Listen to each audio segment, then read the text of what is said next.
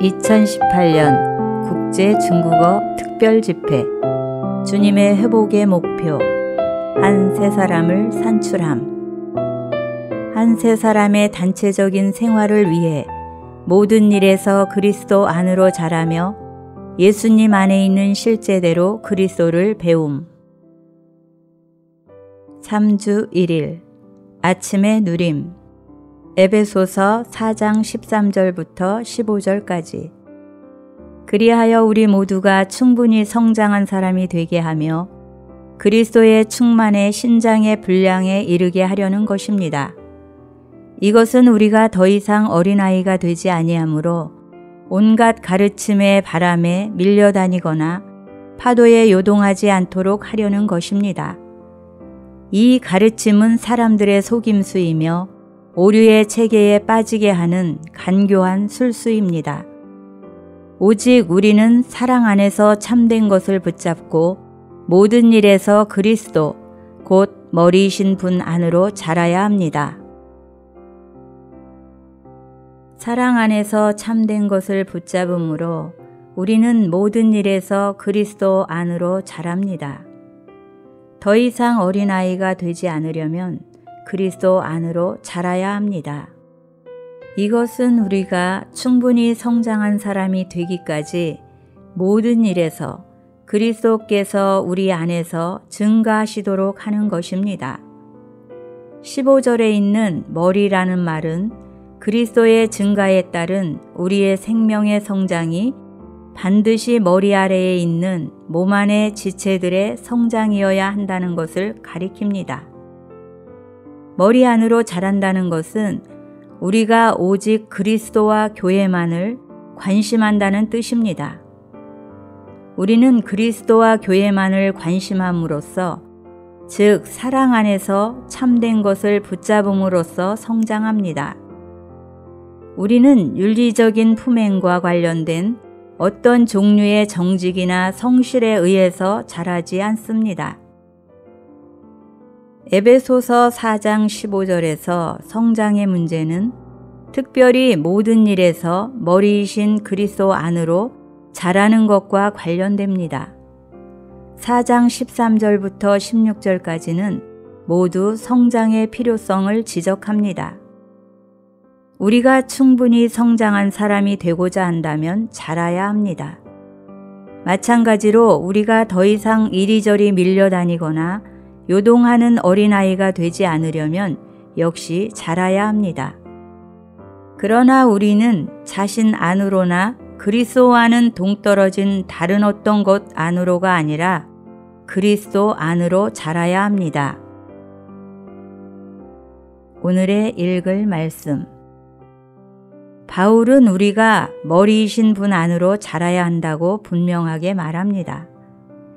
이것은 우리의 성장이 반드시 몸 안에 있어야 함을 가리킵니다. 우리가 머리 안으로 자라려면 반드시 몸 안에 있어야 합니다. 많은 그리스도인들이 겉으로 볼 때 영적으로 자라고 있지만 그들의 그럴듯한 성장은 몸 안에 있지 않습니다. 나는 이런 종류의 성장을 가짐으로써 사실상 의견을 달리하게 된 어떤 그리스도인들을 알고 있습니다. 그들은 자랄수록 더 비판적이 되는 것 같았습니다. 그들이 별로 자라지 않았을 때는 교회 생활 안에서 문제가 없었습니다. 그러나 자라게 되면서 그들은 문제거리가 되었습니다. 이것은 그들의 성장이 머리 안으로 자란 것이 아니라는 표시입니다. 어떤 사람의 성장이 머리 안으로 자라는 것이 아니라면 그것은 몸 안에서의 성장이 아닙니다. 우리가 어떤 종류의 성장을 가질지 모르지만 몸 안에 남아있지 않다면 그것은 머리 안으로 자라는 것이 아닐 것입니다. 에베소서 4장 15절에서 바울은 반드시 모든 일에서 머리 안으로 자라야 한다고 말합니다. 우리가 어떤 측면에서는 머리 안으로 자랐지만 다른 측면들에서는 아마 머리 안으로 자라지 않았을 것입니다. 만일 우리가 모든 일에서 그리스도 안으로 자라는 이 문제를 주님께 가지고 간다면 아직도 머리 안으로 자라지 못한 작은 일들이 많이 있음을 보게 될 것입니다.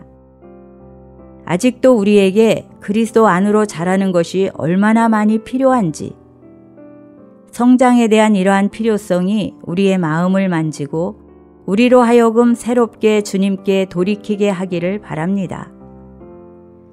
에베소서 4장 15절에서 그리스도 안으로 자라는 것은 24절에서 새 사람을 입는 것과 동일합니다. 새 사람을 입는 유일한 길은 그리스도 안으로 자라는 것입니다. 우리가 그리스도 안으로 자라면 자랄수록 더욱더 새 사람을 입게 됩니다. 새 사람을 입는 것은 합당한 교회 생활 안에 있는 것입니다. 만일 우리가 그리스도 안으로 자라지 않으면 교회 생활 안에 있을 수 없습니다. 예를 들면 물건을 사는 것과 말하는 것과 같은 일상생활의 모든 세세한 것들에서 우리는 그리스도 안으로 자라야 할 필요가 있습니다. 종종 우리의 말은 천연적이고 그리스도가 결여되어 있습니다.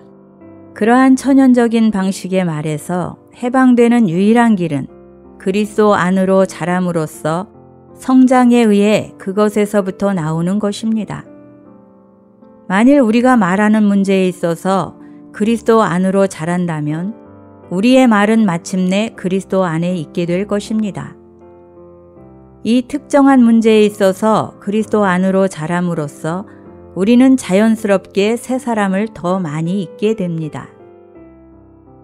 한 새 사람의 표현인 교회 생활을 입기 위해서 우리는 그리스도 안으로 성장함으로써 성장에 의해 천연적인 모든 것에서부터 나와야 할 필요가 있습니다.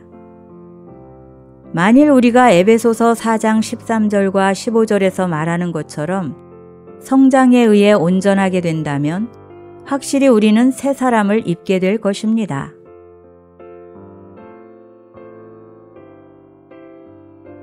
(3주 2일) 아침의 누림. 에베소서 4장 15절 16절. 오직 우리는 사랑 안에서 참된 것을 붙잡고 모든 일에서 그리스도 곧 머리이신 분 안으로 자라야 합니다. 온몸은 그분에게서 나온 그 풍성한 공급을 해주는 각 마디를 통하여 그리고 각 지체가 분량에 따라 기능을 발휘하는 것을 통하여 함께 결합되고 함께 짜입니다. 그래서 몸이 자람으로써 사랑 안에서 스스로 건축되는 것입니다. 에베소서 2장 15절에서 바울은 한 새 사람의 창조를 말하고 있습니다. 규례들로 된 계명의 율법을 자기 육체 안에서 없애버리셨습니다. 이것은 이 둘을 그분 자신 안에서 한 새 사람으로 창조하시어 화평을 이루시려는 것이며, 그런 다음 4장 13절에서는 충분히 성장한 사람이 되는 것에 대해 말하고 24절에서는 새 사람을 입는 것에 대해 말합니다. 4장 13절에 나오는 충분히 성장한 사람은 24절에 나오는 새 사람입니다. 에베소서 2장 15절에서 우리는 새 사람의 창조를 봅니다. 우리는 이 창조를 새 사람의 출생으로 여길 수도 있습니다. 마치 어린아이가 성장함으로 온전하게 되듯이 그리스도 안에서 창조된 새 사람 역시 성장을 통해 온전하게 됩니다. 이런 이유로 바울은 에베소서 2장에서와 같이 4장에서도 새 사람을 언급하고 있습니다. 오늘의 읽을 말씀.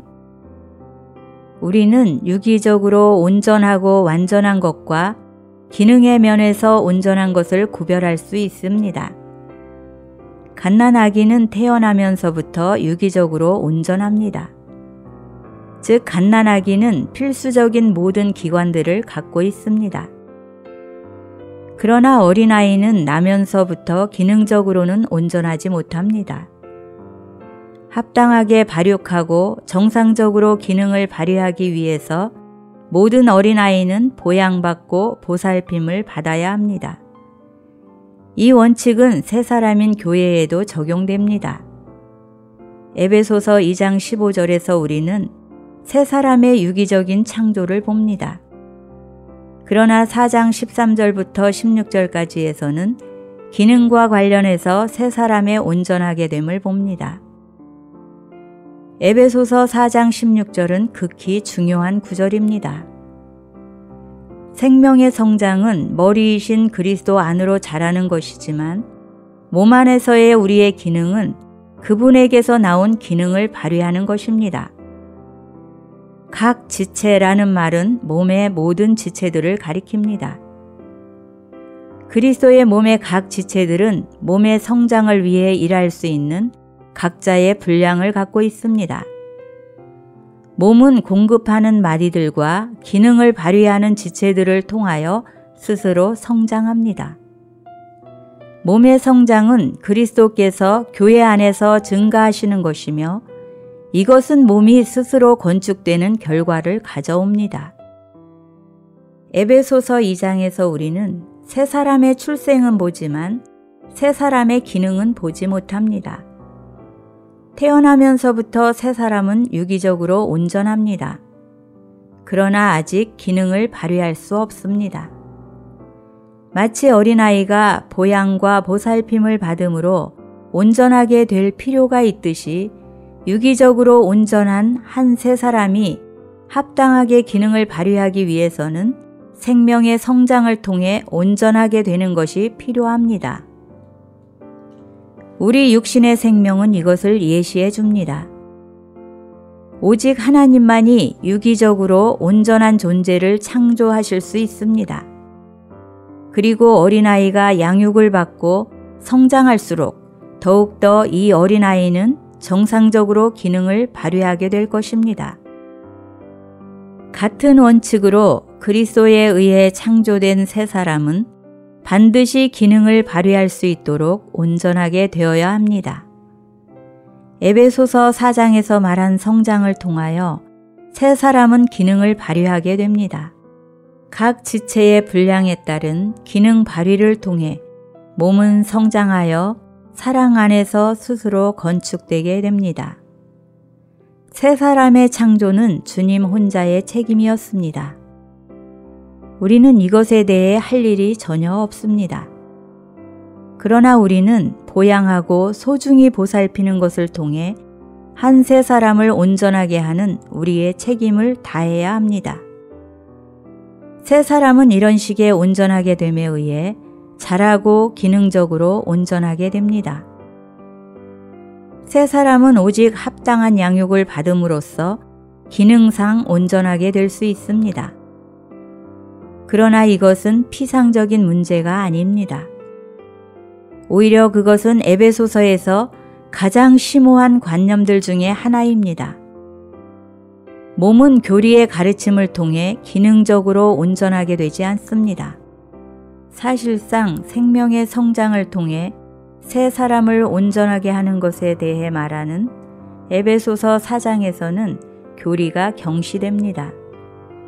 바울은 우리가 더 이상 어린아이가 아닐 때 가르침의 바람에 밀려다니지 않을 것이라고 말합니다. 몸의 건축을 위해 필요한 것과 새 사람을 기능적으로 온전하게 하기 위해 필요한 것은 생명의 성장입니다. 이것은 오로지 먹임을 통해서만 이루어집니다.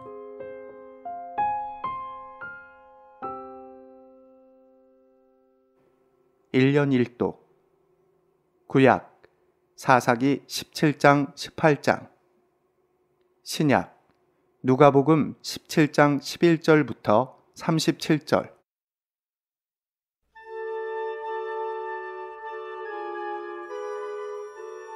사사기 17장. 에브라임 산지에 미가라 이름하는 사람이 있더니 그 어미에게 이르되 어머니께서 은 1,100을 잃어버리셨으므로 저주하시고 내 귀에도 말씀하셨더니 보소서 그 은이 내게 있나이다. 내가 그것을 취하였나이다. 어미가 가로되 내 아들이 여호와께 복받기를 원하노라 하니라.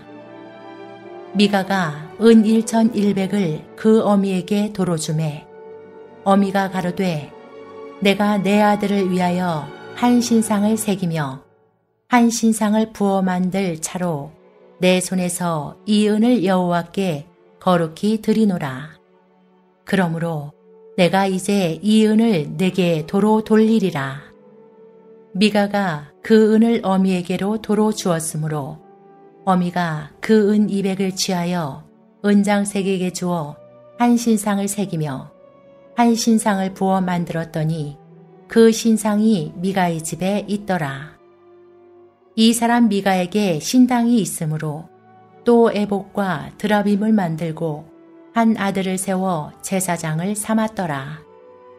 그때에는 이스라엘에 왕이 없으므로 사람마다 자기 소견에 옳은 대로 행하였더라.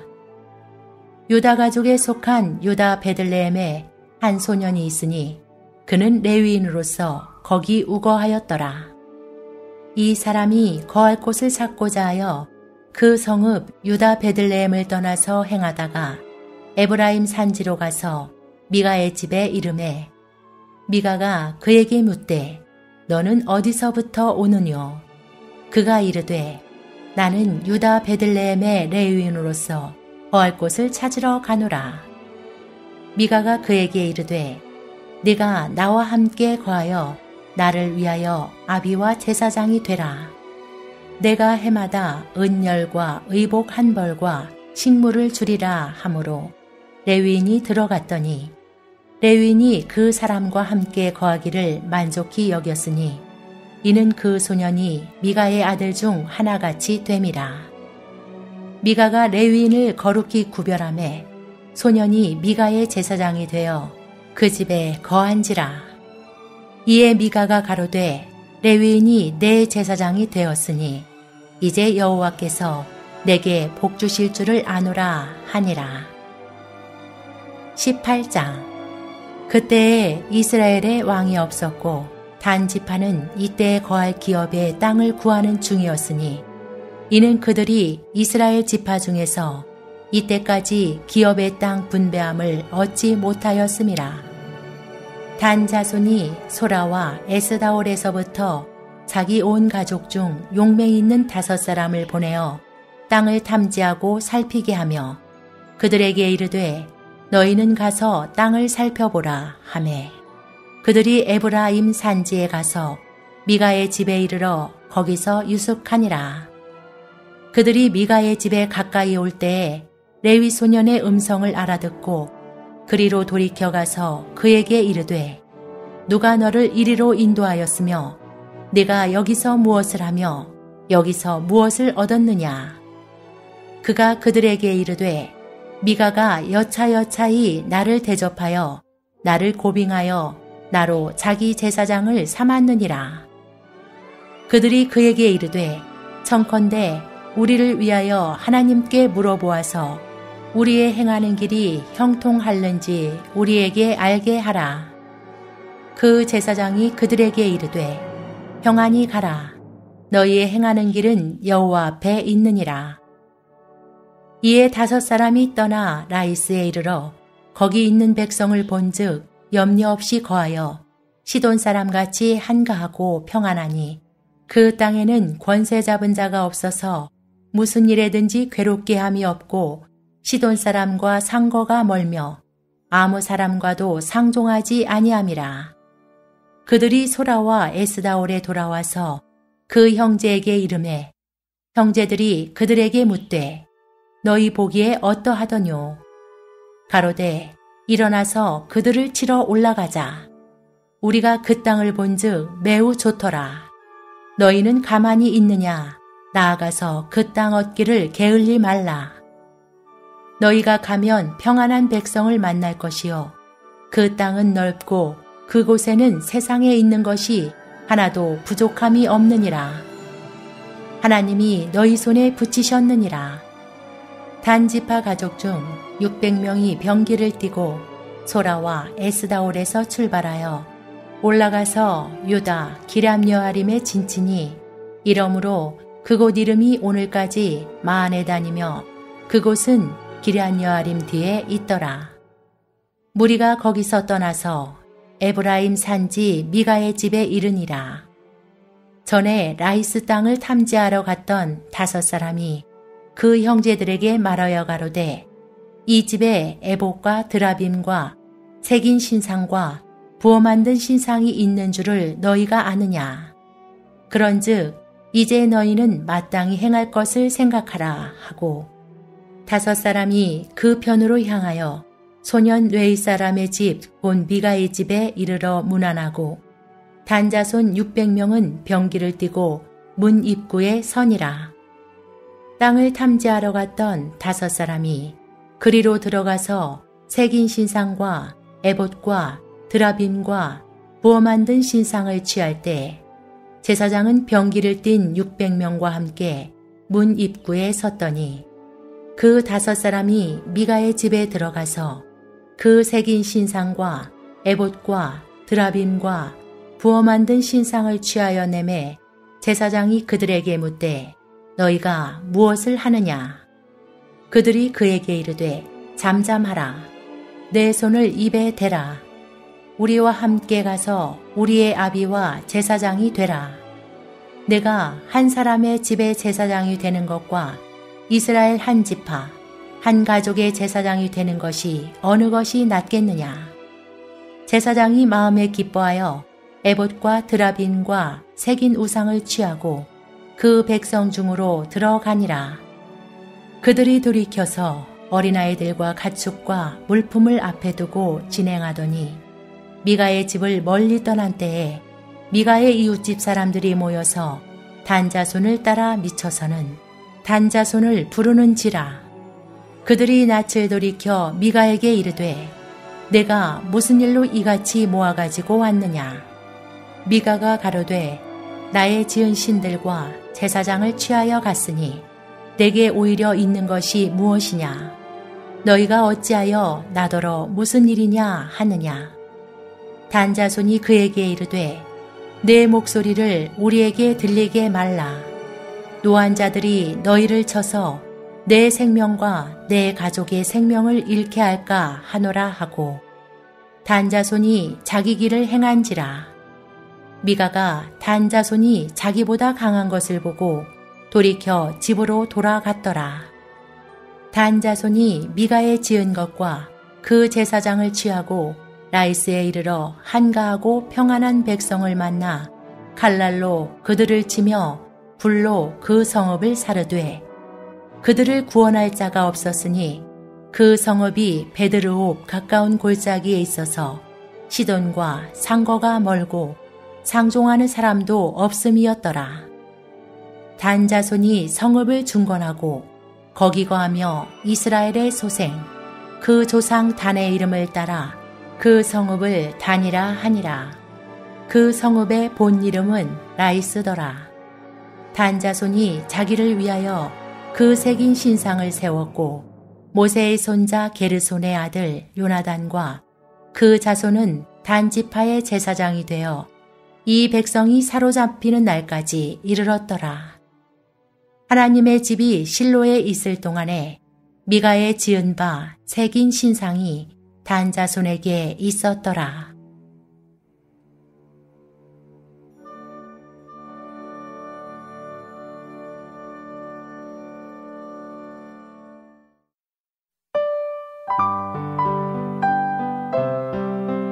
제17장 예수님께서 예루살렘으로 가시는 길에 사마리아와 갈릴리 사이로 지나가시게 되었다.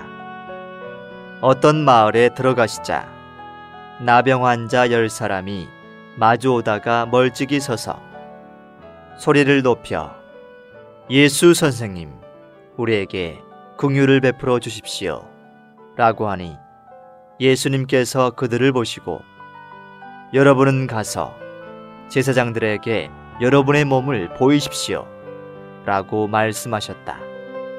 그런데 그들이 가는 동안에 깨끗하게 되었다.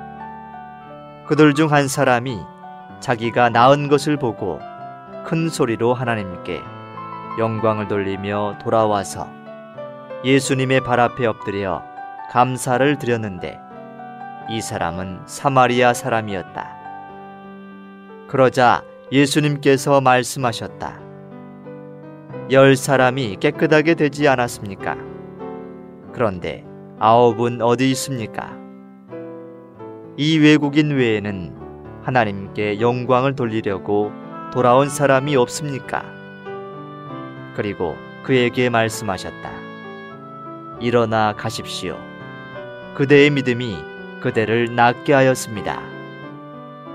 하나님의 왕국이 언제 오느냐는 질문을 바리새인들에게서 받으시고 예수님께서 대답하셨다. 하나님의 왕국은 볼 수 있게 오는 것이 아닙니다. 또 보아라 여기 있다 혹은 저기 있다 라고도 말하지 못할 것인데, 왜냐하면 하나님의 왕국이 여러분 가운데 있기 때문입니다. 또 예수님께서 제자들에게 말씀하셨다.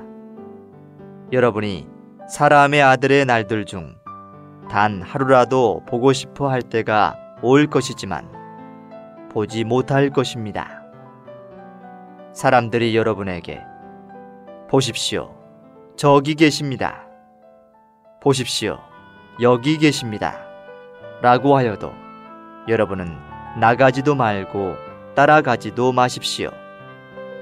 왜냐하면 번개가 하늘 아래 이편에서 번쩍하면 하늘 아래 저편까지 비치듯이 사람의 아들도 자기의 날에 그러할 것이기 때문입니다.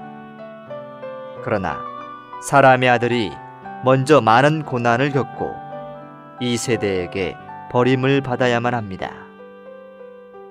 노아의 때에 그러하였던 것 같이 사람의 아들의 때에도 그러할 것입니다. 노아가 방주에 들어가던 날까지 사람들이 먹고 마시고 장가들고 시집갔는데 홍수가 나서 그들을 모두 멸망시켰습니다. 마찬가지로 롯의 때에도 그러하였습니다.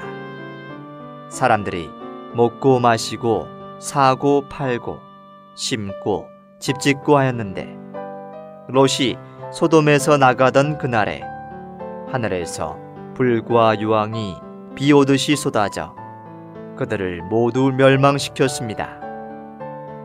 사람의 아들이 나타나는 날에도 그러할 것입니다.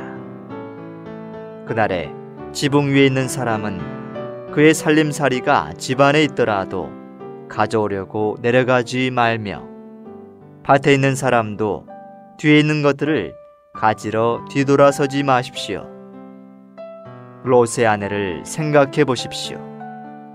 누구든지 자기 혼생명을 보존하려고 애쓰는 사람은 혼생명을 잃을 것이고, 혼생명을 잃는 사람은 혼생명을 보존할 것입니다. 내가 여러분에게 말합니다.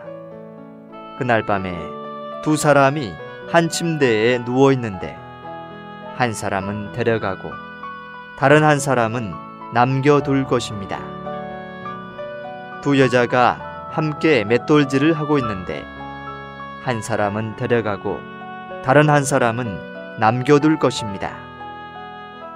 두 남자가 밭에 있는데 한 사람은 데려가고 다른 한 사람은 남겨둘 것입니다. 그러자 제자들이 주님, 어디에서 그런 일이 일어납니까? 라고 하니 예수님께서 말씀하셨다. 시체가 있는 곳에는 독수리들도 모여들 것입니다.